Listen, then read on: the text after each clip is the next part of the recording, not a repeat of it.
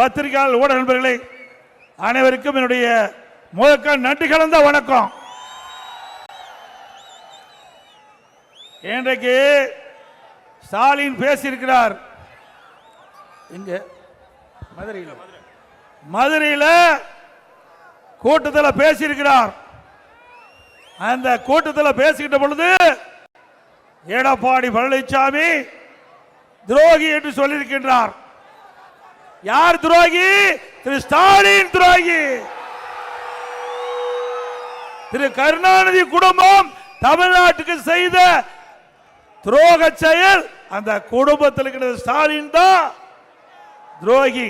துரோகி என்று அடையாளம் காட்டப்படுகின்ற நபர் திரு ஸ்டாலின் அவர்கள். திராவிட முன்னேற்ற கழகம் ஆட்சி பொறுப்பேற்று 5 ஆண்டு நிறைவு பெற இருக்கின்றது. 2021 இருந்து 2026 5 ஆண்டு திராவிட முன்னேற்ற கழக ஆட்சி. மக்களுக்கு என்ன நன்மை கிடைச்சது? என்ன பலன் கிடைச்சது? கிடைச்சது திரு ஸ்டாலின் குடும்பத்துக்கு. இன்றைக்கு திராவிட முன்னேற்ற கழகம் திரு ஸ்டாலின் தலைமையிலே ஆட்சி அமைக்கப்பட்டு இந்த 5 ஆண்டு காலத்தில் எங்கே பார்த்தாலும் போதைப் பொருள் விற்பனை நடக்குதில்ல? உண்மைதானே? எது கிடைக்குதோ இல்லையோ கஞ்சா எல்லா இடத்துலையும் கிடைக்குது. இன்றைக்கு இளைஞர்களை, மாணவர்களை, பொதுமக்களுக்கு போதைக்கு அடிமையாக்கிய துரோகி திரு ஸ்டாலின் அவர்கள். நாம் அழகழகாக வளர்த்த நம்முடைய பிள்ளைகளை சீரழித்தவர். இன்றைக்கு நாட்டை ஆண்டு கொண்டிருக்கின்றாரே திரு ஸ்டாலின் அவர்கள். மாநிலத்தில் முதலமைச்சர் இருக்கிறாரே திரு ஸ்டாலின் அவர்கள். பல முறை எடுத்து சொன்னேன், அவர் செவிசாய்க்கவில்லை. தமிழகத்தில் போதை நடமாட்டம் அதிகரித்திருக்கின்றது. போதை நடமாட்டத்தை கட்டுப்படுத்துங்கள், இல்லாவிட்டால் தமிழகம் சீரழிந்து விடும். பல முறை எச்சரிக்கை விட்டோம், அதை பற்றி கவலைப்படல. ஏன்னா இந்த போதை பொருள் அதிகமாக விற்பதே திமுக கட்சி சேர்ந்த நிர்வாகிகள் தான். உண்மைதானே? மாணவர்களை, இளைஞர்களை, பொதுமக்களை சீரழித்த துரோகி திரு ஸ்டாலின் அவர்கள். உண்மைதானே? ஆக அவ்வளவு எரிச்சல்.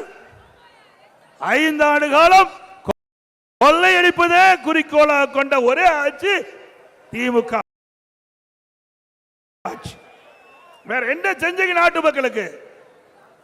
பலமுறை சட்டமன்றத்தில் எச்சரிக்கை விட்டேன். 2 நாளைக்கு முன்பு சட்டமன்ற நிகழ்ச்சி 2.5 மணி நேரம் பேசினேன்.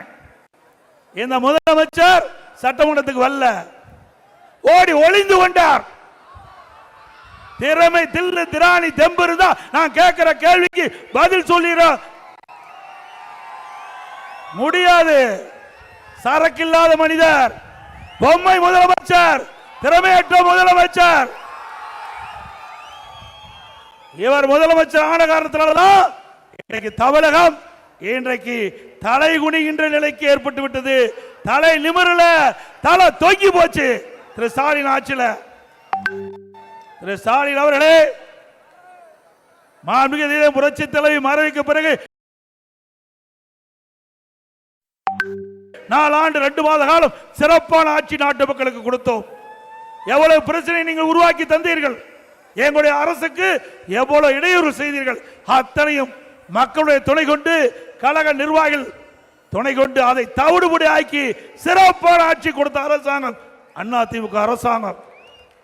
நான் பதவி ஏற்கிட்ட பொழுது கடுமையான வறட்சி, குடிப்பதற்கு கூட மக்களுக்கு தண்ணீர் கிடைக்கல.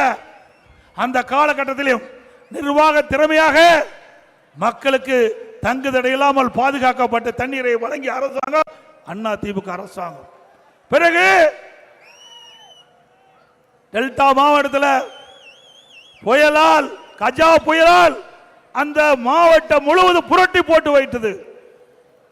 இன்றைக்கு அந்த புயலால் பாதிக்கப்பட்ட மக்களுக்கு புயல் வேகத்தில் நிவாரண உதவி கொடுத்தோம். அந்த புயலுடைய அடிச்சூடு இல்லாம மக்களுக்கு உதவிகள் செய்தோம். பிறகு கொரோனா, அத்தனை பேருக்கு தெரியும். ஒரு வருடம் யாரையும் பார்க்க முடியாத காலம், வீட்டிலே அடைபட்ட காலம், காட்டிலே எளிதாக பரவக்கூடிய கொரோனா வைரஸ்.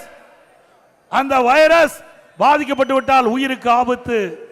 விலை மதிக்க முடியாத உயிரை காப்பாற்ற வேண்டும் என்ற கடமையிலே அதற்கு அனைத்து இந்திய அண்ணா திராவிட முன்னேற்ற கழக அரசு திறமையாக செயல்பட்டு மக்களுக்கு பாதிப்பு இல்லாம மக்கள் அந்த வைரஸ் பாதிப்பிலிருந்து மீட்டெடுத்து விலையில்லா உயிர்களை காப்பாற்றிய அரசாங்கம் அண்ணா திமுக அரசாங்கம்.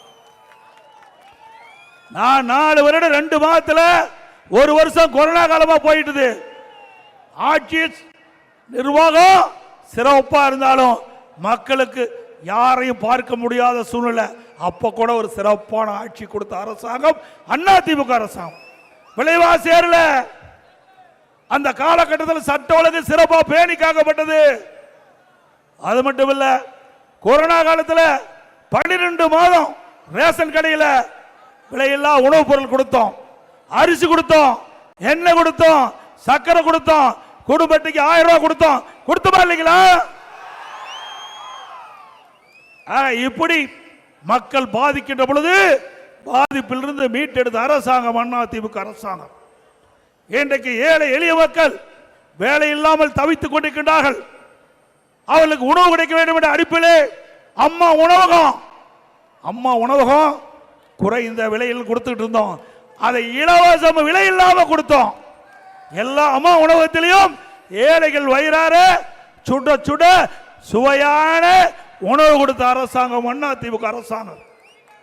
மாற்றுத்திறனாளிகளுக்கு, வயது முதியவர்களுக்கு, கர்ப்பிணி பெண்களுக்கு வீடு தேடி அம்மா உணவகம் சமூக கூடங்களிலே உணவை தயாரித்து வீட்டிலே கொண்டு கொடுத்து காப்பாற்றி மக்களை காப்பாற்றி அரசாங்கம் அண்ணா திமுக அரசாங்கம். ஒரு நாளைக்கு 7 லட்சம் பேருக்கு உணவு கொடுத்தோம். ஒரு நாளைக்கு 7 லட்சம் பேருக்கு உணவு கொடுத்தோம். அப்படி ஏதாவது ஒரு செயலையாவது உங்களுடைய ஆட்சியிலே பார்க்க முடிஞ்சதுங்களா? ஒரே ஒரு செயல், கொள்ளையடிப்பது தான் செயல். எல்லா துறையிலும் ஊழல் இல்லாத துறையே இல்ல. டாஸ்மாக் 10 ரூபாய் யாருங்க? பாரு பாலாஜி.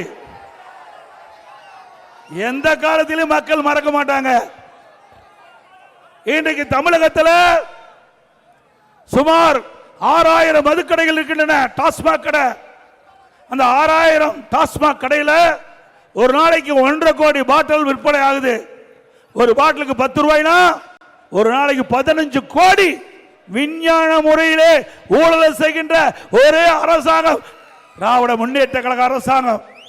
மாசத்துக்கு 450 கோடி, வருஷத்துக்கு 5400 கோடி. இந்த 5 ஆண்டுல மட்டும் சுமார் 24,000 கோடி டாஸ்மாக் கடையில் ஊழல் செய்த அரசாங்கம் திமுக அரசாங்கம். இவ்வளவு ஊழலும் செஞ்சுட்டு எங்களை பற்றி பேசுவதற்கு அருகதை இல்லாத மனிதர் ஸ்டாலின் அவர்கள். அது மட்டுமல்ல, நம்முடைய பள்ளியிலே படிக்கின்ற மாணவர்கள் மன உளைச்சல் இருந்தாங்க. ஆல் பாஸ் போட்டு கொடுத்த எல்லாத்துக்கும் ஆல் பாஸ். கல்லூரியிலே படிக்கின்ற மாணவர்கள் ஆன்லைனில் வகுப்பு நடத்தணும், ஓராண்டு வீணா போய்விட என்று கவலைப்பட்டுக் கொண்டிருந்தார்கள். அவருடைய கவலை நீக்கின்ற விதமாக ஆன்லைனில் வகுப்பு நடத்தணும், ஆன்லைனிலே தேர்வு நடத்தணும். அவர்களும் அந்த ஆன்லைனிலே தேர்வு எழுதி அவர்களும் தேர்ச்சி பெற்றார்கள்.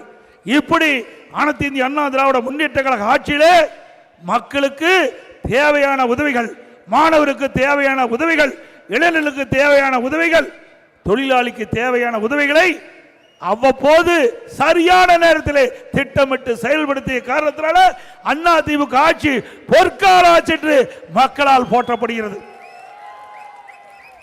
5 வருஷம் இன்றைக்கு முடிய போது, அடுத்த மாசம் தேர்தல் அறிவிக்க இருக்கிறாங்க. அடுத்த மாதம் தேர்தல் அறிவிக்க இருக்கிறாங்க. அதுக்கு அடுத்து ஏப்ரல் மாதம் தேர்தல் வர இருக்கிறது.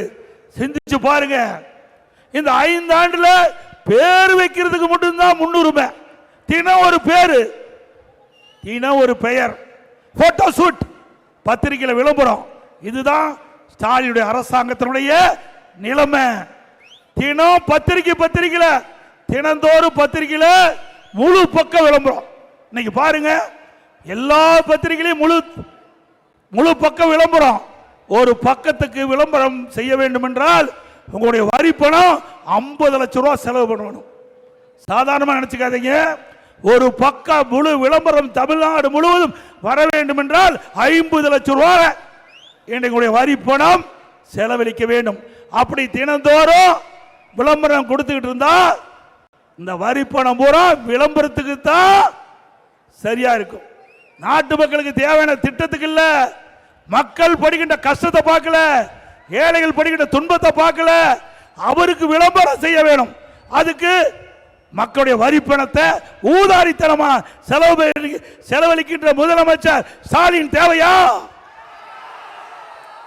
யாருடைய பணம் இது? ஏழைகளுடைய பணம், மக்களுடைய பணம். நீங்க விளம்பரம் பண்ணுங்க, வேண்டாம்னு சொல்லல. அதுக்காக தினந்தோறும் முழு பக்கம் விளம்பரம் செய்ய வேணுமா? அப்படின்னா எவ்வளவு பண செலவழிக்கிறீங்க?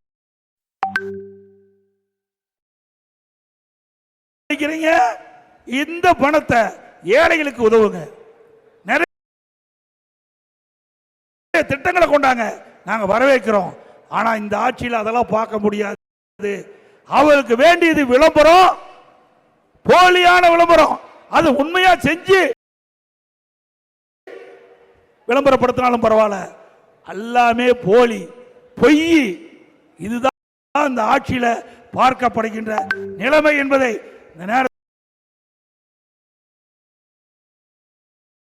தெரிவிக்கிறேன். அப்புறம் நிறைய திட்டங்களை செஞ்சிட்டார் ஸ்டாலின். அவளுக்கு நினைவே வச்சுக்க முடியலையா? நினைவு இருந்தா தானே வச்சுக்க முடியும்.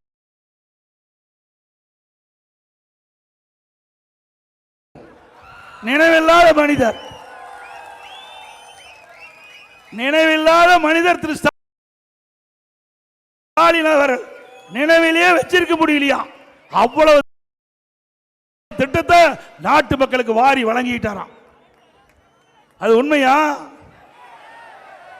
உங்களுக்கு நினைவு இருந்திருந்தால் நேற்றைக்கு முன்தினம் நான் சட்டமன்றத்தில் உரையாற்றுகின்ற பொழுது சட்டமன்றத்துக்கு வந்து இன்றைக்கு முதலமைச்சர் என்ற முறையில், பிரதான எதிர்க்கட்சி என்ற தலைவர் முறையில் நான் கேட்கின்ற கேள்விக்கு முறையாக பதில் சொல்லியிருந்தா சொல்வது நியாயம். ஏன்னா ஓடி போய் ஒளிஞ்சுக்கிட்டீங்களே. திரு ஸ்டாலின் அவர்களே, பிரதான எதிர்க்கட்சி தலைவர் எங்களுக்கு அந்த அந்தஸ்தை கொடுத்துக்கிறாங்க. அதிமுகவுக்கு மக்களுடைய பிரச்சனையே ஆணித்தரமா சட்டமன்றத்தில் எடுத்து வைத்த கட்சி அதிமுக கட்சி.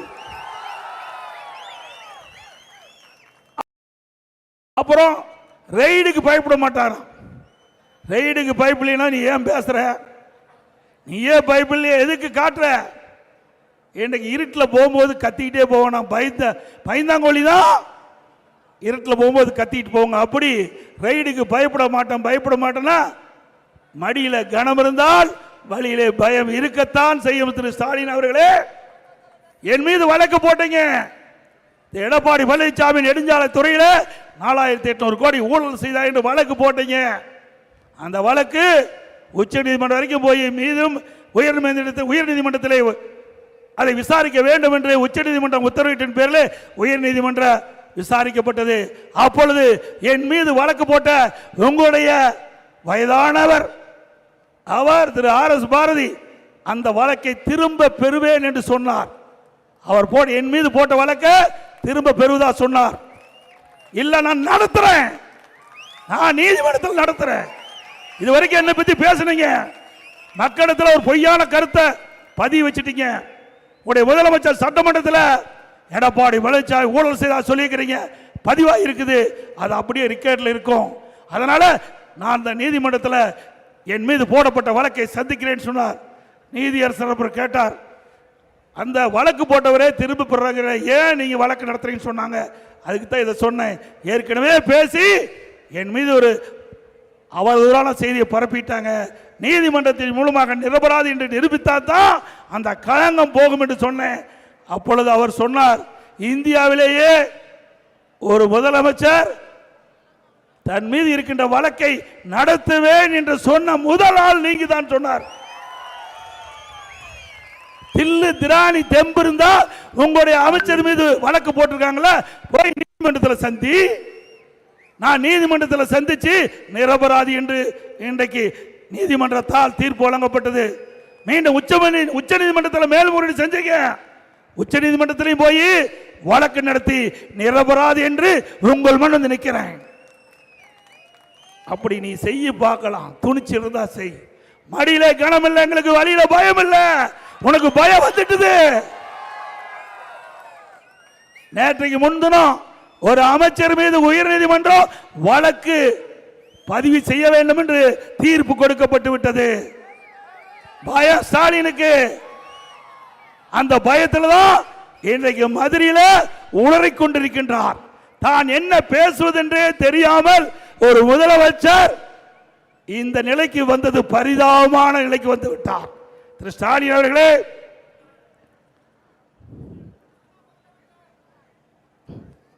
இன்றைக்கு முதல் டாஸ்மாக்ல ஒருத்தர் 453 நாள் பத்திரமா போய் இருந்துட்டு வந்தார்.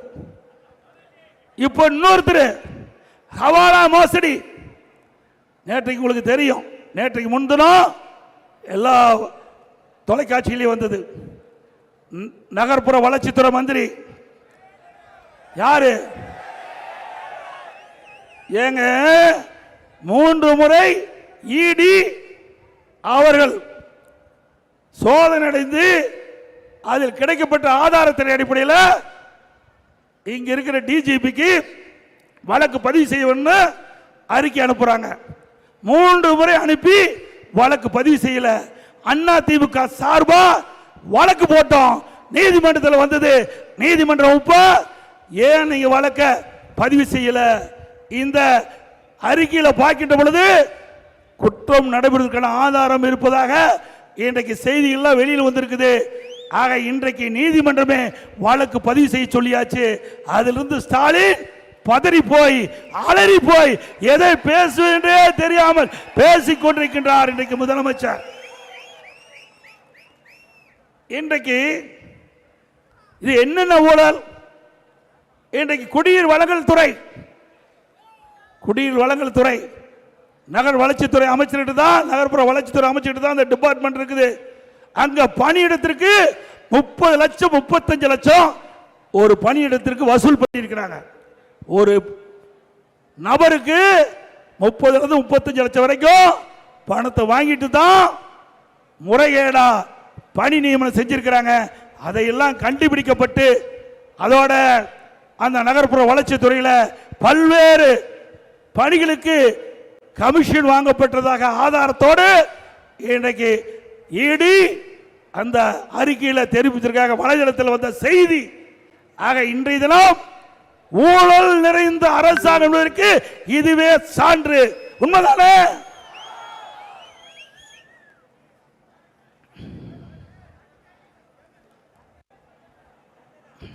அதோட ஒரு கேவலமான அரசாங்கம் என்பதற்கு இதுவே உதாரணம். ஒரு நாட்டில் சட்ட ஒழுங்கு பேணி காக்க வேண்டும். சட்ட ஒழுங்கு சிறப்பாக இருந்தால் தான் மக்கள் பாதுகாப்பாக இருக்க முடியும். ஆனா இந்த ஆட்சியில் சட்ட ஒழுங்குக்கு டிஜிபியோட நிரந்தர டிஜிபி நியமிக்க முடியல.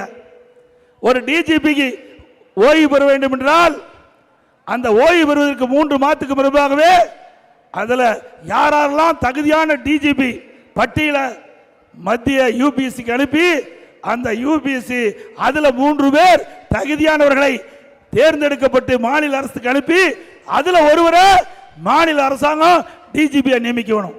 6 மாசம் ஆச்சு, போடவே இல்லை. பிறகு அதுக்கு பொறுப்பு டிஜிபின்னு போட்டாங்க சட்ட ஒழுங்கு. அவருக்கு உடம்பு சரியாத உடல்நிலை சரியாம மருத்துவமனைக்கு போயிட்டார். அதுக்கு ஒரு பொறுப்பு டிஜிபி.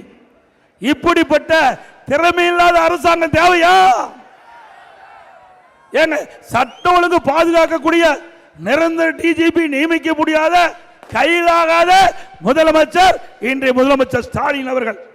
சட்டமன்றத்தில் பேசின பதில் இல்ல, பல பொதுக்கூட்டத்தில் பேசின இதுவரைக்கும் முழுமையான பதில் இல்ல. ஆக நிர்வாக திறமையற்ற அரசாங்கம் என்பதற்கு இதுவும் ஒரு சான்று. அதோட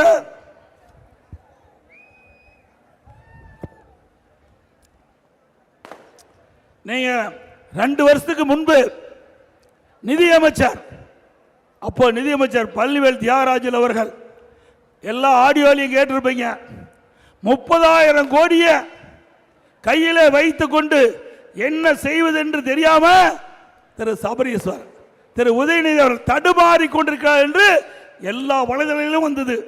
நீங்களும் கேட்டிருப்பீங்க. அப்பவே 30,000 கோடினா இப்ப எத்தனாயிரம் கோடி கொள்ளையடிச்சிருப்பாங்க பாருங்க, சிந்திச்சு பாருங்க.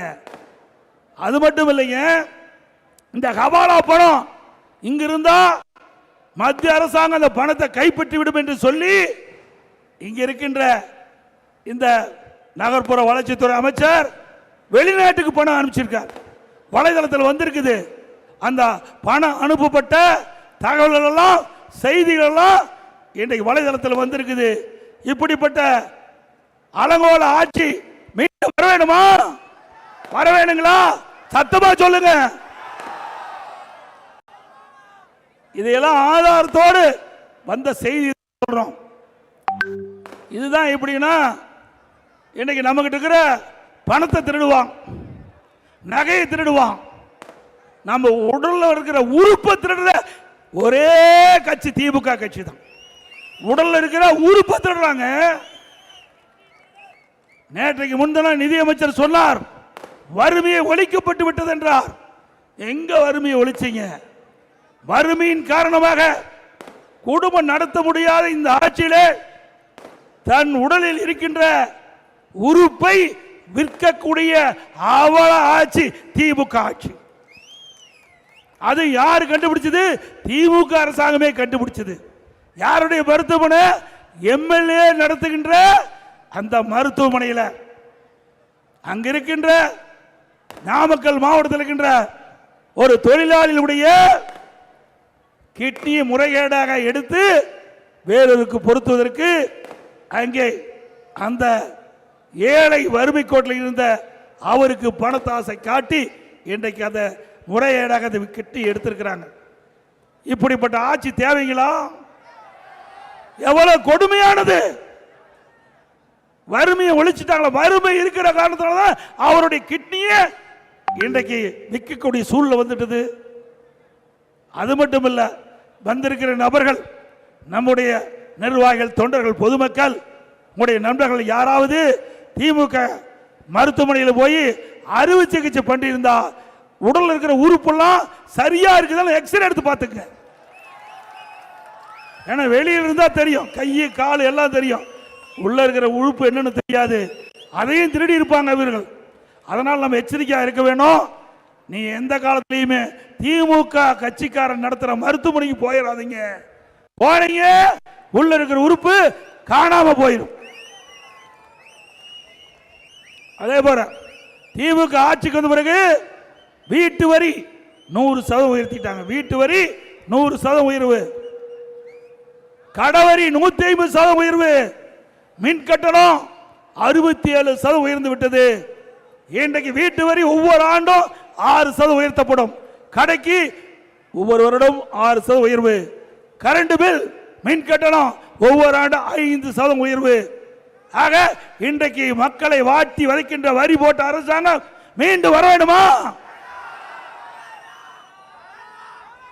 அதோட இன்றைக்கு மாநகராட்சி, இந்த பகுதி மாநகராட்சி, இந்த மாநகராட்சியில் கட்டணம் நீங்க பாத்தீங்கன்னா வரியில் அதிமுக ஆட்சியில் 1000 சதுரடி கட்டினா 37,800 ரூபா கட்டட கட்டணம் பிளான் அப்ரூவ் கட்டினா போதும். திமுக ஆட்சியில் நீங்க பாத்தீங்கன்னா 1,08,000 ரூபாய் கட்ட வேண்டும். 1000 சதுரடிக்கு வீடு கட்டுவதற்கு, கடை கட்டுவதற்கு இன்றைக்கு மாநகராட்சியிலிருந்து அனுமதி பெற வேண்டும் என்றால் 108 கிட்டத்தட்ட 1,08,000 ரூபாய் கட்டணமா செலுத்த வேணும். இவ்வளவு வரி உயர்த்தி விட்டார்கள் இந்த ஆட்சியிலே. அது மட்டுமல்ல, இன்றைக்கு கட்டண உயர்வு, விலைவாசி உயர்வு சிந்திச்சு பார்க்க வேண்டும். இன்றைக்கு அரிசி விலை, நீங்க எல்லாம் நகர்ப்புற மக்கள், இந்த நகர்ப்புற மக்கள் எல்லாமே விலைக்கு வாங்கி தான் உணவுப் பொருட்களை பயன்படுத்த வேண்டிய சூழ்நிலை. அதிமுக ஆட்சியில் 1 கிலோ அரிசி விலை 40 ரூபா, திமுக ஆட்சியில் 1 கிலோ அரிசி 75 ரூபா, 35 ரூபா 1 கிலோவுக்கு ஏறி போச்சு. இன்னைக்கு சர்வசாதாரணமாக ஒரு வீட்டுக்கு 20 கிலோ வாங்கன்னு சொன்னா 700 ரூபா மாசத்துக்கு நம்ம செலவழிக்க வேண்டும். பொன்னி புழுங்கல் அரிசி அதிமுக ஆட்சியில் 42, திமுக ஆட்சியில் 75. இட்லி புழுங்கல் அரிசி 1 கிலோ அதிமுக ஆட்சியில் 30 ரூபா, திமுக ஆட்சியில் 55 ரூபா 1 கிலோ. கடல் எண்ணெய் எல்லா வீட்லையுமே நம்ம எண்ணெய் பயன்படுத்துகிறோம். இன்றைக்கு பெரும்பாலும் கடல் எண்ணெய் தான் நம்ம வீட்டில் பயன்படுத்துகிறோம். 1 கிலோ 130 ரூபா அதிமுக ஆட்சியில். இன்றைய தினம் திமுக ஆட்சியில் 200 ரூபாய்க்கு விற்குது. 1 கிலோ 70 ரூபா நாம் அதிகமாக கொடுத்து விலைக்கு வாங்க வேண்டியிருக்குது. நல்லெண்ணெய் 1 கிலோ அதிமுக ஆட்சியில் 250 ரூபா, திமுக ஆட்சியில் 500 ரூபா, 100 மடங்கு ஏறி போச்சு. அதோட தூரம்பருப்பு 1 கிலோ 74 ரூபா, இன்னைக்கு திமுக ஆட்சியில் 120 ரூபா. உளுத்தம்பருப்பு 1 கிலோ 79 ரூபா அதிமுக ஆட்சியில், இன்னைக்கு 120 ரூபா. இப்படி உணவுப் பொருட்கள் விலை தாறுமாறா ஏறி போச்சு. இதையெல்லாம் கட்டுப்படுத்துறதுக்கு இந்த அரசாங்கம் முன்வரல. ஏழைகளை பற்றி கவலைப்படாத அரசாங்கம் திமுக அரசாங்கம். இவ்வளவு விலை உயர்ந்திருக்குது. இந்த விலையை கட்டுப்படுத்த, விலையை குறைப்பதற்கு இந்த அரசு எந்த நடவடிக்கை எடுக்கல. இதே அதிமுக ஆட்சி, நான் முதலமைச்சர் இருந்தோம், அம்மாவுடைய அரசு இப்படி உணவுப் பொருட்கள் விலை ஏறிக்கிட்ட பொழுது இந்த விலையை கட்டுப்படுத்துவதற்கு கட்டுப்பாட்டு நிதி என்று, விலை கட்டுப்பாட்டு நிதி என்று 100 கோடி ஒதுக்கி வச்சிருந்தோம். அப்போ எந்த இடத்துல இன்னைக்கு பருப்பு விலை ஏறி போச்சா? எங்க எந்த மாநிலத்தில் பருப்பு விலை குறைவா இருக்குதோ அங்க கொள்முதல் செஞ்சு கூட்டுறவுத்துறை மூலமாக விற்பனை செஞ்சு விலை ஏற்றத்தை தடுத்தோம். புலி இன்னைக்கு நம்முடைய மாநிலத்தில் விலை ஏறுனா எந்த மாநிலத்தில் எந்த மாவட்டத்தில் விலை குறைவாக இருக்கிறது அங்க கொள்முதல் செஞ்சுட்டு வந்து இங்க சென்னையிலே கூட்டுறவு மூலமாக விற்பனை செஞ்சு அந்த விலையை குறைப்போம். ஆக ஏழைகள் பாதிக்கப்படக்கூடாது, பொதுமக்கள் பாதிக்கக்கூடாது. உணவுப் பொருள் விலை ஏற்றத்தை அவ்வப்போது தடுத்து நிறுத்துவதற்கு நடவடிக்கை எடுத்த அரசாங்கம் அதிமுக அரசாங்கம். அப்படி எந்த திட்டத்தையாவது இந்த அரசாங்கம் செயல்படுத்தியதா? எதுவுமே இல்லை. தினந்தோறும் அழகா ட்ரெஸ் பண்ணிக்குவார், அப்படியே ஒரு பேரை வைப்பார், பத்திரிகையில் அழகா விளம்பரம் வரும், போட்டோ ஷூட், அப்படியே வந்து நிற்பார், ஒரு பேட்டி கொடுப்பார், அதற்கு பத்திரிகை ஊடகங்கள் அப்படியே விளம்பரம் கொடுப்பாங்க. அதோட அன்றைய தினம் முடிஞ்சு போச்சு. அதை ஒரு திட்டத்தை அறிவிப்பார், ஒரு திட்டத்துக்கு பேர் வைப்பார், அதுக்கு ஒரு குழு போடுவார், அதோட முடிஞ்சு போச்சு. தமிழ்நாட்டில் குழு போடுகிற ஒரே அரசாங்கம் ஸ்டாலின் அரசாங்கம். இந்தியாவில் வேற அரசாங்கம் எங்கேயுமே இப்படி குழு போட்டதா வரலாறு கிடையாது. ஏதோ குழு 1 2 போடுவாங்க. ஆனா திமுகவில் எல்லா திட்டத்துக்கும் குழு போட்டு ஒரு தலைவரை போட்டு அதோட அதை முடிச்சிருவாங்க. குழு அரசாங்கம் திமுக அரசாங்கம், குழு அரசாங்கம். இப்படிப்பட்ட அரசாங்கம் மீண்டும் வர வேண்டுமா?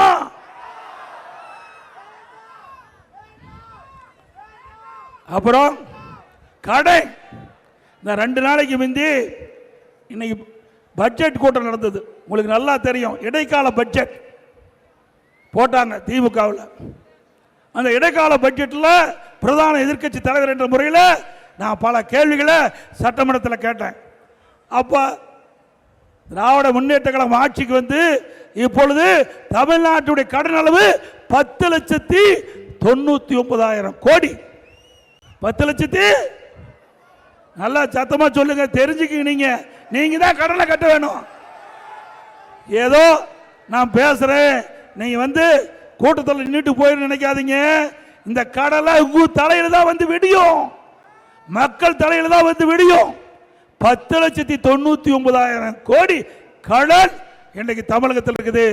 கிட்டத்தட்ட தமிழகத்தில் 73 ஆண்டு காலம் பல்வேறு கட்சிகள் தமிழகத்தை ஆண்டு இருக்கின்றன. 73 ஆண்டு காலம் 2021 வரை ஆண்ட கட்சிகள் வாங்கிய கடன் 4,85,000 கோடி. 5 வருஷம் தான் திரு ஸ்டாலின் ஆட்சிக்கு வந்து 5 வருஷம் வாங்கிய கடன் 5 லட்சம் கோடி.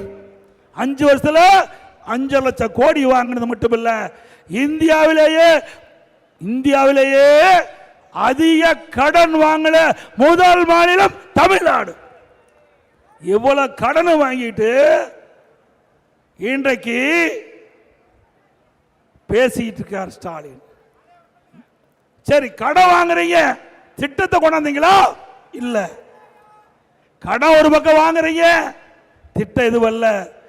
அண்ணா திமுக ஆட்சியில் இருந்ததை விட இப்ப திமுக ஆட்சியில் 2020-21 வந்த வருவாயை விட 2024-25 கூடுதலான வருவாய் வந்திருக்குது.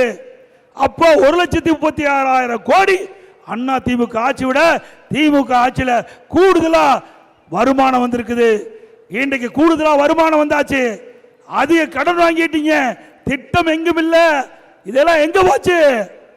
திமுக குடும்பத்துக்கு போயிட்டு, எல்லாம் ஹவாலாவில் வெளிநாட்டுக்கு போயிட்டு, ஹவாலா பணம் வெளிநாட்டுக்கு போயிட்டு. திரு ஸ்டாலின் அவர்களே, மீண்டும் மக்களுடைய ஆதரவோடு அண்ணா திமுக ஆட்சி மலரும். வெளிநாட்டுக்கு சென்ற ஹவாலா பணத்தை பறிமுதல் செய்து மக்களுக்காக திட்டங்களை கொண்டு வருவோம். அது மட்டுமல்ல, திமுகனா குடும்பம், குடும்பம்னா திமுக, அப்படித்தானுங்க. இப்போ தமிழ்நாட்டில் எத்தனையோ கட்சி இருக்குது. ஆனா எந்த கட்சியிலாவது குடும்ப ஆட்சி இருக்குதா? வாரிசு அரசியல் இருக்குதா? நடைபெறுகின்ற சட்டமன்ற பொது தேர்தலில் குடும்ப ஆட்சிக்கு முடிவு கட்டுகின்ற தேர்தல் சட்டமன்ற தேர்தல். வாரிசு அரசியலுக்கு முற்றுப்புள்ளி வைக்கின்ற தேர்தல் வருகின்ற சட்டமன்ற பொது தேர்தல். திரு ஸ்டாலின் அவர்களே, திரு கருணாநிதி முதலமைச்சராக இருந்தார், திமுக தலைவர். அவருடைய மறைவுக்கு பிறகு திரு ஸ்டாலின் முதலமைச்சர், அவர் திமுக கட்சியுடைய தலைவர். அதுக்கு பிறகு இப்ப துணை முதலமைச்சராக வந்திருக்கிறார் திரு ஸ்டாலினுடைய மகன் திரு உதயநிதி அவர்கள். அவர் என்ன தகுதி இருக்குது? திமுக ஆளே இல்லையா? எப்பொழுது பார்த்தாலும் பேசுவார் ஸ்டாலின். எமர்ஜென்சியில, மிசா சட்டத்தில், பள்ளிக்கும் பாம்புக்கும் இடையில எங்களை எல்லாம் சிறையில அடைத்தார் என்று. அப்படி துணை முதலமைச்சர் ஜெயிலுக்கு போனாரா? திமுக எத்தனை பேர் இருக்கிறாங்க ஜெயிலுக்கு போனவங்க? எத்தனை பேர் உழைத்து இருக்கிறாங்க? அவருக்கெல்லாம் துணை முதலமைச்சர் பதவி கிடைக்கல. ஆனா திரு கருணாநிதி குடும்பத்தில் பிறந்த எந்தவித உழைப்பும் இல்லாம இன்றைக்கு ஒரே அடையாளம் திரு ஸ்டாலினுடைய மகன், திரு கருணாநிதியுடைய பேரன். அந்த அடையாளத்தில் அந்த கருணாநிதி குடும்பத்தில் பிறந்த வந்த திரு உதயநிதிக்கு துணை முதலமைச்சர் கொடுத்திருக்கிறாங்க. இது வாரிசு அரசியல் நாம ஏற்போமா? சிந்திச்சு பாருங்க. அண்ணா திமுக ஒரு ஜனநாயக அமைப்புள்ள கட்சி. இந்த கட்சிக்கு உழைக்கின்றவர்கள், தலைமைக்கு விசுவாசமாக இருக்கின்றவர்கள், நாட்டு மக்களிடத்திலே நற்பெயரை பெற்றவர்கள், யார் வேணாலும் முதலமைச்சராக வர முடியும். யார் வேணாலும் இந்த கட்சிக்கு பொதுச் செயலாளராக வர முடியும். திரு ஸ்டாலின் அவர்களே, உங்களால சொல்ல முடியுமா? சொல்ல முடியுமா? நான் சொல்றேன். மாண்பு அம்மா சொன்னார்கள், எனக்கு பின்னாலும் அண்ணா திமுக 100 ஆண்டு தொடரும் என்று சொன்னாங்க. எங்க கட்சியில ஜனநாயகம் இருக்கின்ற காரணத்தினால சாதாரண கிளை செயலாளர், நான் கிளை செயலாளராக இருந்தேன். படிப்படியா உயர்ந்து பொதுச் செயலாளர், பிறகு எம்எல்ஏ, எம்பி, அமைச்சர், பிறகு முதலமைச்சர். இந்த வாய்ப்பை கொடுத்திருக்கிறீங்க. திமுக வர முடியுமா? இங்க தமிழ்நாட்டில் எப்படின்னா, டெல்லியில் வந்தாலும் திமுக குடும்பத்தை சேர்ந்தவங்க தான் அங்கேயும் ஆட்சி கதறதுக்கு வர முடியும். திருமதி கனிமொழி அந்த நாடாளுமன்ற இரு அவைகளுக்கும் அந்தமா தான் தலைவர். அங்கேயும் யாரையும் விட மாட்டாங்க. அங்க டிஆர் பாலு பல முறை நாடாளுமன்ற உறுப்பினராக வெற்றி பெற்றார். அவருக்கு அந்த வாய்ப்பு இல்லை. திரு கருணாநிதி குடும்பத்தில் பிறந்த திருமதி கனிமொழிக்கு தான் அந்த வாய்ப்பு கொடுத்திருக்கிறாங்க. ஆக வருகின்ற சட்டமன்ற பொதுத் தேர்தலில் குடும்ப ஆட்சிக்கு முடிவு கட்டுவீங்களா? வாரிசு அரசியலுக்கு முடிவு கட்டுவீங்களா? ஊழல் ஆட்சிக்கு முடிவு கட்டுவீங்களா? அது மட்டுமல்ல, இன்றைக்கு திராவிட முன்னேற்ற கழகம் என்றால் ஊழல் கட்சி. இந்தியாவிலேயே பல மாநிலம் இருக்குது. அந்த பல மாநிலத்தில் ஊழலுக்காக கலைக்கப்பட்ட ஒரே அரசாங்கம் திமுக அரசாங்கம். வேற எந்த அரசாங்கமே ஊழலுக்காக கலைக்கப்பட்டதில்லை. திரு கருணாநிதியுடைய கவர்மெண்ட் ஊழலுக்காக கலைக்கப்பட்டது. திரு கருணாநிதி அவர்கள் முதலமைச்சர் அந்த காலத்தில் அரிசி பேர ஊழல், வீரான ஊழல், பூச்சி மருந்து ஊழல், சர்க்கரை பேர ஊழல். அதுல விசித்திரமா இருந்தது. சிந்திச்சு பாருங்க. வழக்கு நடந்துகிட்டு இருக்கும் போது நீதிமன்றத்தில் அங்க ஒரு தாக்கல் பண்றாங்க. அப்போ அரசாங்கம் தாக்கல் பண்ணது சர்க்கரையெல்லாம் எறும்பு தின்னுட்டு தான். சர்க்கரையெல்லாம் எறும்பு தின்னுட்டுது. சாக்கெல்லாம் அந்த சக்கரை மூட்டை சாக்கு இருக்குது பாத்தீங்களா, கோணி பை, அதெல்லாம் கரையாது அரிச்சிட்டு. எப்படி விஞ்ஞான முறைப்படி ஊழல் செய்வதென்றால் அது திமுகவுக்கு கை வந்த கலை. இப்படிப்பட்ட அரசாங்கம் இன்றைக்கு தமிழகத்திலே தொடர வேண்டுமா மீண்டும்? அதோட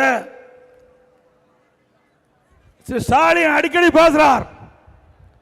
திராவிட முன்னேற்ற கழகம் ஆட்சிக்கு வந்த பிறகு இன்றைக்கு தொழில் முதலீட்டை அதிக அளவை ஈர்த்திருக்கும் என்று சொல்றார். திரு ஸ்டாலின் அவர்களே, நீங்க ஜெர்மன் நாட்டுக்கு வெளிநாட்டுக்கு தொழில் முதலீட்டை ஈர்க்க செல்லுகின்ற பொழுது விமான நிலையத்தில் அந்த செய்தியாளரிடம் பேட்டி கொடுத்தீங்க. அப்போ திராவிட முன்னேற்ற கழகம் ஆட்சிக்கு வந்து 922 புரிந்துணர்வு ஒப்பந்தங்கள் போடப்பட்டது. 10,62,000 கோடி தொழில் முதலீடு ஈர்க்கப்பட்டது. இதெல்லாம் நிறைவேற்றுகின்ற பொழுது சுமார் 32 லட்சம் பேருக்கு வேலை கிடைக்கும் அப்படின்னு சொல்லிட்டு இன்னொரு கருத்தையும் சொல்றார். திராவிட முன்னேற்ற கழக ஆட்சியில் 77% புரிந்துணர்வு ஒப்பந்தங்கள் நிறைவேற்றப்பட்டது என்று ஒரு பொய்ய சொல்றார். அப்படியே திரு ஸ்டாலின் அவர்களே, 77% புரிந்துணர்வு ஒப்பந்தங்கள் போடப்பட்டிருந்தா பல லட்சம் பேருக்கு வேலை கிடைச்சிருக்கிறோம். இந்த அம்பத்தூர் ஆவடியில் எத்தனை லட்சம் பேருக்கு வேலை கிடைச்சிருக்குதா? அத்தனையும் பொய். நான் சட்டமன்றத்தில் கேள்வி கேட்டேன். தொழில்துறை அமைச்சரை தொலைக்காட்சியின் வாயிலாக அவளுக்கு கோரிக்கை வச்சேன். திராவிட முன்னேற்ற கழகம் ஆட்சிக்கு வந்த பிறகு எத்தனை புரிந்துணர்வு ஒப்பந்தங்கள் போட்டீங்க? எவ்வளவு முதலீடு ஈர்த்தீங்க? அதனுடைய நிலை என்ன? எத்தனை தொழில் துவங்கப்பட்டுகின்றது? எந்தெந்த நிலையில் இருக்கின்றது? எத்தனை தொழிற்சாலைகள் பயன்பாட்டுக்கு வந்திருக்குது? எவ்வளவு பேருக்கு வேலை கிடைச்சிருக்கு சொன்னா வெள்ளை பேப்பரை எடுத்து காட்டுறார். வெள்ளை பேப்பரை எடுத்து தொழில்துறை மந்திரி காட்டுறார். அவர் உண்மைதான் சொல்லிட்டார். எதுவுமே செய்யல. செஞ்சா தானே காட்ட முடியும். வெள்ளை பேப்பரை காட்டுறது தான் அவருடைய சாதனை. திரு ஸ்டாலின் அவர்களே, மாண்புமிகு புரட்சி தலைவி அம்மா அவர்கள் தமிழகத்தில் புதிய புதிய தொழில் தொடங்கி படித்த இளைஞர்களுக்கு வேலை வாய்ப்பு கிடைக்க வேண்டும் என்ற அடிப்படையில் 2015 தொழில் முதலீட்டை மாநாட்டை சென்னையிலே நடத்தி சுமார் 74 புரிந்துணர்வு ஒப்பந்தங்கள் போடப்பட்டது. கிட்டத்தட்ட 2,42,000 கோடி தொழில் முதலீட்டு ஈர்க்கப்பட்டது. பல லட்சம் பேருக்கு வேலை வாய்ப்பை உருவாக்கி தந்தார்கள். அதே வழியில் வந்து அம்மாவுடைய அரசாங்கம் 2019 ஜனவரி மாதம் சென்னையில் தொழில் முதலீட்டு மாநாட்டை நடத்தினோம். சுமார் 3,05,000 கோடி தொழில் முதலீட்டு ஈர்க்கப்பட்டு 304 புரிந்துணர்வு ஒப்பந்தங்கள் போடப்பட்டு பல லட்சம் பேருக்கு வேலை வாய்ப்பு உருவாக்கி தந்த அரசாங்கம் அண்ணா திமுக அரசாங்கம். ஆக நாங்க அண்ணா திமுக ஆட்சியில் போடப்பட்ட புரிந்துணர்வு ஒப்பந்தங்கள் தான் இப்ப பயன்பாட்டுக்கு வந்து இன்றைக்கு தொழிற்சாலையுடைய உற்பத்தி பெரிய இருக்குது. அண்மையில் பக்கமா விளம்பரம் கொடுத்தாங்க. சட்டமன்றத்தில் நான் கேள்வி கேட்டேன், பதில் சொல்ல முடியல. இன்றைக்கு தமிழகத்தில் பொருளாதார வளர்ச்சி 11.19 அப்படின்னு சொல்றாங்க. திரு ஸ்டாலின் அரசாங்கம் சொல்லிச்சு, திரு ஸ்டாலின் அவர்களே, நீங்கள் போட்ட புரிந்துணர்வு ஒப்பந்தம் முழுமையா தொழிற்சாலை இயங்கல. அண்ணா திமுக ஆட்சியில அம்மா இருக்கின்ற பொழுதும் சரி, அம்மா மறைவுக்கு பிறகு அம்மாவுடைய அரசு புரிந்துணர்வு ஒப்பந்தம் போட்ட தொழிற்சாலைகள் எல்லாம் பயன்பாட்டுக்கு வந்த காரணத்தால உற்பத்தி பெருகி இன்று தினம் பொருளாதார வளர்ச்சி தமிழகத்தில் முதன்மையா இருக்குது. நீங்க கொண்டு வந்து அந்த தொழிற்சாலை உற்பத்தி பெருகல. அண்ணா திமுக ஆட்சியில கொண்டு வந்த தொழிற்சாலை மூலமா இன்றைக்கு பொருளாதார வளர்ச்சி எட்டிக்கு என்று சொன்ன முழுமையா பதிலே இல்லை. அத்தனையும் பொய். நாம் பெற்ற பிள்ளைக்கு பேர் வச்சுட்டு இருக்கார். பாலத்தை நாம தான் திறந்தோம். பாலத்தை பல பாலத்தை நம்ம கட்டுறோம். ரிப்பன் வெட்டி திறக்கிறார். ஒரே ஆண்டில் 11 அரசு மருத்துவக் கல்லூரி கொண்டாந்து, ஒரு வருஷத்துல 11 அரசு மருத்துவக் கல்லூரி. ஸ்டாலின் அவர்களே, நீங்க ஆட்சிக்கு பொறுப்பேற்று ஒரு அரசு மருத்துவக் கல்லூரி மருத்துவமனை கொண்டாட முடிஞ்சுதா? ஏன் திருவள்ளூர் மாவட்டத்தில் மக்களுடைய கோரிக்கை ஏற்று திருவள்ளூர்ல மாவட்ட தலைநகரத்தில் பிரம்மாண்டமான அரசு மருத்துவக் கல்லூரி மருத்துவமனை 400 கோடியில் கட்டுனது நாம திறந்தது ஸ்டாலின். எவ்வளவு கொடுமை பாருங்க. 6 மாவட்டம், புதுசா 6 மாவட்டத்தை நாங்க உருவாக்கணும். நான் முதலமைச்சர் அந்த காலத்தில் 6 புதிய மாவட்டத்தை கொண்டு வந்து நிர்வாகத்திற்காக கொண்டு வந்து செயல்படுத்தி அரசாங்கம் அண்ணா திமுக அரசாங்கம். இப்படி ஒரு திட்டத்தையாவது உங்களால் கொண்டு வர முடிஞ்சதா? சென்னையில் போக்குவரத்து நெரிசல் அதிகம். இந்த போக்குவரத்து நெரிசலை குறைக்க வேண்டும் என்பதற்காக இன்றைக்கு இந்த சென்னை மாநகர மக்கள், சென்னை புறநகர பகுதியில் இருக்கின்ற மக்கள் தொடர்ந்து கோரிக்கை வச்சாங்க. அவருடைய கோரிக்கையின் அடிப்படையில் அம்மா இருக்கின்ற பொழுது மெட்ரோ ரயில் திட்டம் விரிவாக்கம் செய்யப்பட்டது. பிறகு அம்மா மறைவுக்கு பிறகு மத்திய அரசோடு தொடர்பு கொண்டு இந்தியாவிலேயே, தமிழகம் மட்டுமில்ல இந்தியாவிலேயே ஒரு திட்டத்துக்கு 63,000 கோடி மத்தியிலே அனுமதி பெற்று அந்த மெட்ரோ ரயில் திட்டம் கொண்டு வந்த பெருமை அண்ணா திமுகவை சேரும். 63,000 கோடி கொண்டு வந்தது மட்டுமல்ல, இன்றைக்கு மத்திய அங்க இருக்கின்ற உள்துறை அமைச்சர் மரியாதைக்குரிய அமித்ஷா அவர்களை அழைத்து வந்து கலைவாணரை அடிக்கல் நாட்டினேன். இது அண்ணா திமுக சாதனை. இப்படி எந்தாவது ஒரு பெரிய திட்டத்தையாவது உங்களுடைய ஆட்சியில பார்க்க முடிஞ்சுதா? எதுவுமே இல்லாத ஊழல் மட்டும் செய்கின்ற ஒரே ஆட்சி திமுக ஆட்சி என்பதை இந்த நேரத்தில் தெரிவித்து, அதோட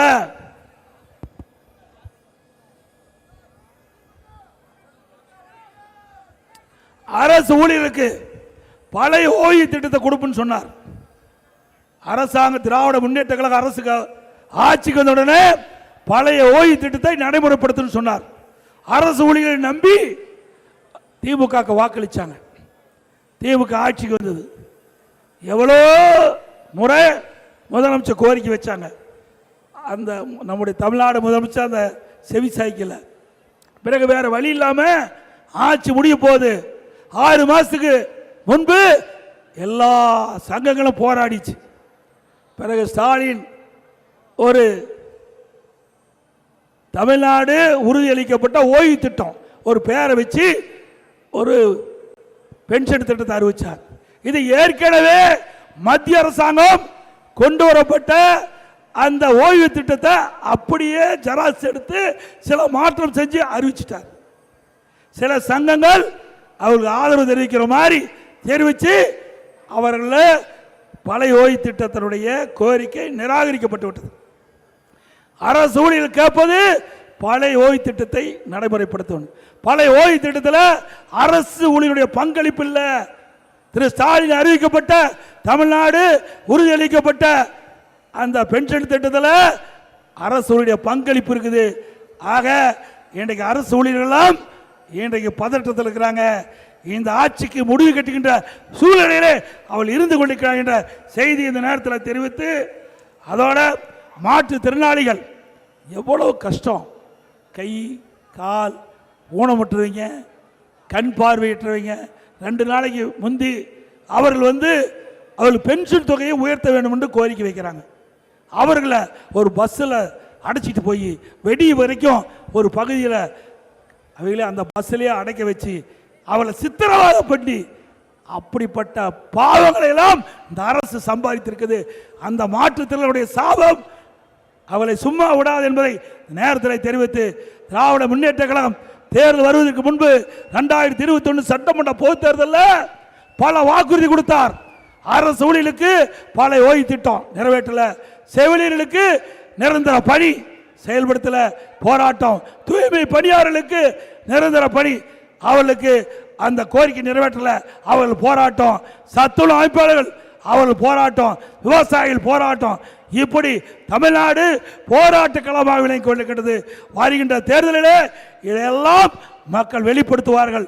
மீண்டும் பொன்மனச்சம்பல் புரட்சி தலைவர் எம்ஜிஆர், புரட்சி தலைவர் அம்மா கண்ட கனவை இந்த நாட்டு மக்கள் நிறைவேற்றுகின்ற விதமாக ஒரு பொற்கால ஆட்சி தமிழகத்திலே மலர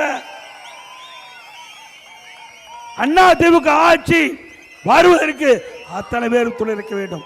நம்முடைய கூட்டணி வலிமையான கூட்டணி, நம்முடைய கூட்டணி வலிமையான கூட்டணி, மக்கள் விரும்புகின்ற கூட்டணி.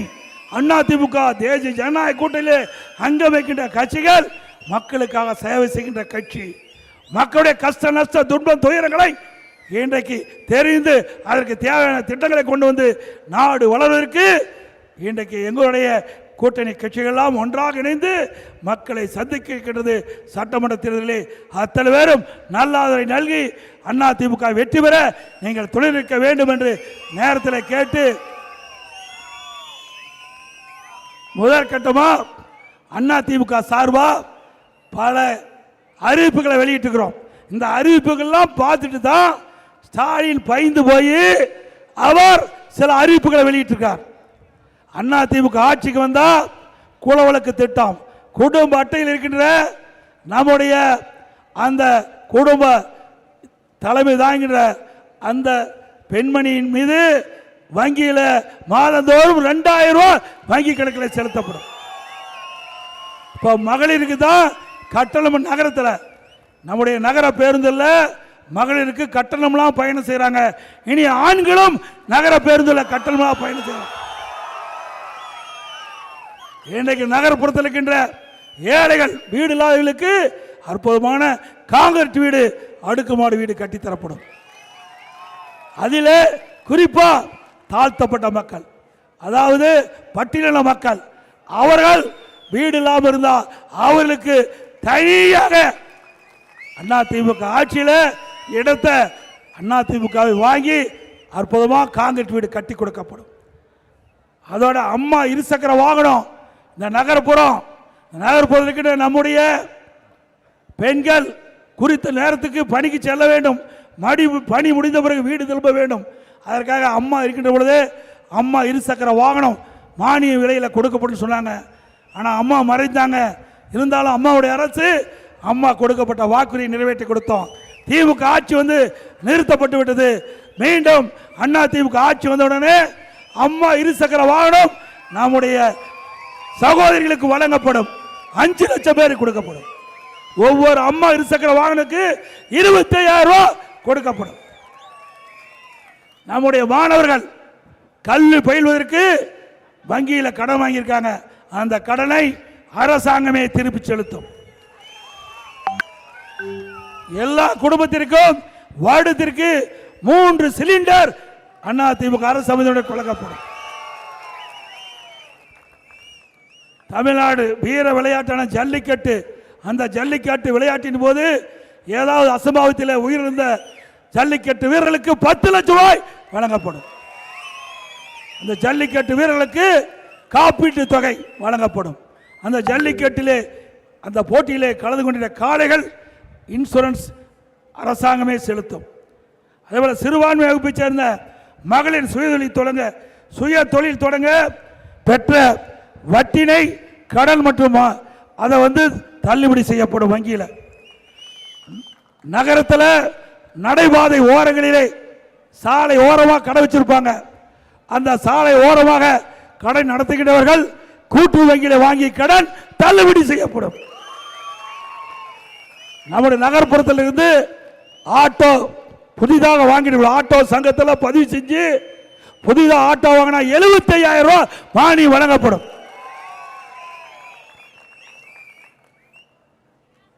இப்படி பல திட்டம் அதிமுக ஆட்சி வளர்ந்தவுடனே செயல்படுத்தப்படும்.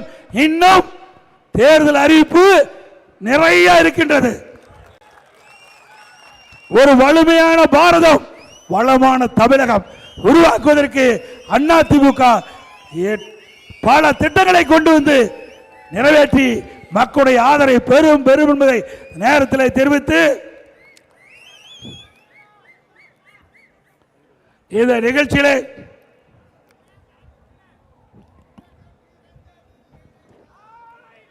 இந்த சிறப்பான நிகழ்ச்சியிலே கலந்து கொண்டுள்ள முன்னாள் அமைச்சர் சோர் பெஞ்சமின் அவர்களுக்கும் திரு மாதவரம் மூர்த்தி அவர்களுக்கும் திரு பி.வி. ரமணா அவர்களுக்கும் மாவட்ட செயலாளர் பலராமன் அவர்களுக்கும் நேரத்தில் நன்றி தெரிவித்து நிகழ்ச்சியில் பங்கு பெற்றிருக்கின்ற முன்னாள் எம்எல்ஏ திரு குரலரசு ஜெயபாரதி அவர்களுக்கும் மற்றும் கழக நிர்வாகிகள் திரு திண்டுக்கல் உத்தமராஜ், திருமதி ஆர் இந்திராணி, திருமதி ஜே தேவகி, திரு முகப்பேர் பாலன், திரு கே ரவி, திரு எஸ்பிஆர் கிஷோர், நகர செயலாளர் திரு PTMSA பிரகாஷ், திரு ஆர்சிடி ஹேமந்திரன், திரு ஆவடி சங்கர், திரு என் ஐயனார், திரு KP முகுந்தன், திரு ஜே ஜான் MC, திரு CV மணி, திருமதி டி மீனா பாண்டியன், திரு மலைராஜன், திரு பேராசிரியர் டாக்டர் M ராமசாமி, திரு RCT கோவிந்தராஜ் என்று கமல், திரு கலைமாமணி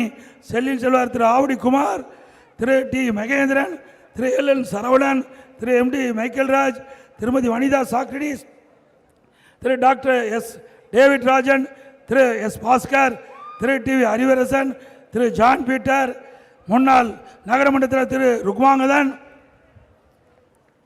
திரு எஸ் லட்சுமியா, திரு M ரமேஷ், திரு பி காந்தி, திரு கே தினேஷ்குமார், திரு டி நிவாச திலக், திரு பிரபாகரன், திரு டன்லப் எஸ் வேலன் மற்றும் கூட்டணி கட்சி சேர்ந்த பாரதிய ஜனதா கட்சி சேர்ந்த சென்னை மேற்கு மாவட்ட செயலர் திரு ஜி பாஸ்கர், திருவள்ளூர் தெற்கு மாவட்ட செயலர் பாஜக கட்சியை சேர்ந்த திரு ராஜசிம்ம மகேந்திரன் என்கிற அஸ்வின்குமார், பாமக மாநில முன்னாள் துணைத் தலைவர் நகரமன்ற முன்னாள் தலைவர் திரு KN சேகர், பாமக திருவள்ளூர் மத்திய மாவட்ட செயலர் திரு அனந்த கிருஷ்ணன் மற்றும் அம்மா மக்கள் முன்னேற்ற கழக மாவட்ட செயலாளர் முன்னாள் MLA திரு எஸ் வேதாச்சலம், பாமக திருவள்ளூர் தெற்கு மாவட்ட செயலர் திரு லக்கி முருகேசன், புரட்சி பாரதம் திருவள்ளூர் கிழக்கு மாவட்ட செயலாளர் திரு MP கண்ணதாசன், புரட்சி பாரம் ஆவடி தொகுதி மாவட்ட செயலாளர் திரு பிரீஸ் பன்னீர் அவர்கள், தமிழ் மாநில காங்கிரஸ் சேர்ந்த மாவட்ட செயலாளர் திரு ஆர் சுந்தரம், தமிழ் மாநில காங்கிரஸை சேர்ந்த திருவள்ளூர் தெற்கு மாவட்டத்தில் திரு SRK மனோகரன், புதிய நீதி கட்சி திருவள்ளூர் மாவட்ட செயலாளர் திரு